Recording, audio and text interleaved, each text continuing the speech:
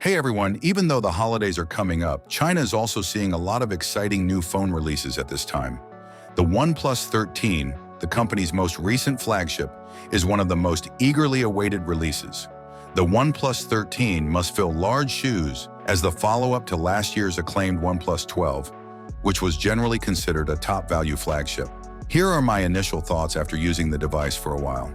The OnePlus 13 looks a lot like its predecessor at first glance. The design constancy guarantees brand awareness, even though it might not be surprising. The new Crystal Shield's ceramic glass enhances durability, and the frosted glass back feels high-end. Although the phone's 8.9mm thickness may look substantial on paper, its ergonomic design and metal frame make it feel balanced and pleasant in the hand. The recognizable alert slider, which provides instant access to silent and vibration modes, but is missing from many contemporary flagships, is still a useful feature.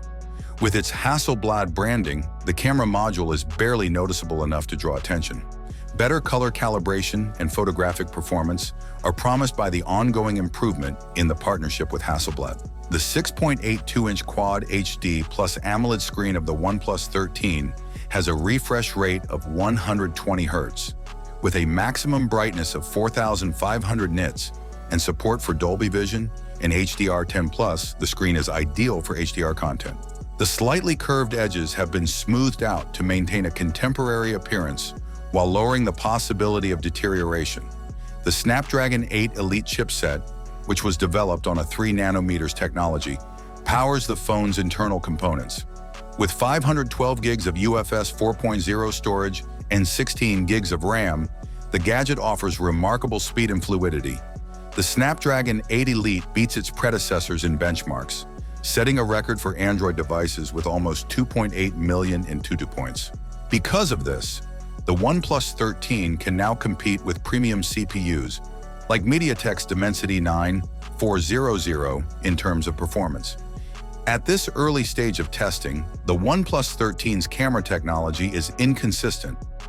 A 50 megapixels primary sensor with optical image stabilization and a 3x telephoto lens are part of the back arrangement. Daylight photos have great quality, although the phone sometimes has trouble with reds in direct sunshine, which causes a little clipping. Even though video recording is steady, exposure control may be improved. Although there is occasional overexposure in high light, the 32 megapixels front-facing camera produces decent selfies with few beautifying enhancements. The 6,000 mAh silicon carbon battery readily lasts a full day of intensive use, making battery life a highlight. For speedy top-ups, the 50-watt wireless and 100-watt wired charging options are practical. For charging devices like earbuds, reverse wireless charging 10-watt is a useful feature. Rather than being a complete redesign, OnePlus 13 seems like a well-considered development. With its sturdy construction, beautiful display, potent performance, and decent camera setup, it satisfies every requirement for a top smartphone. Even while it doesn't create anything new, it improves on a recipe that has already proven successful, making it a great option for anybody looking for a high-end gadget. Whether it actually outperforms the OnePlus 12 will be determined by more testing, especially of its camera and long-term performance. The OnePlus 13 is currently a formidable competitor in the 2024 flagship race. Thanks for watching. If you have any questions, I look forward to them in the comments. Have a nice day, and God bless you.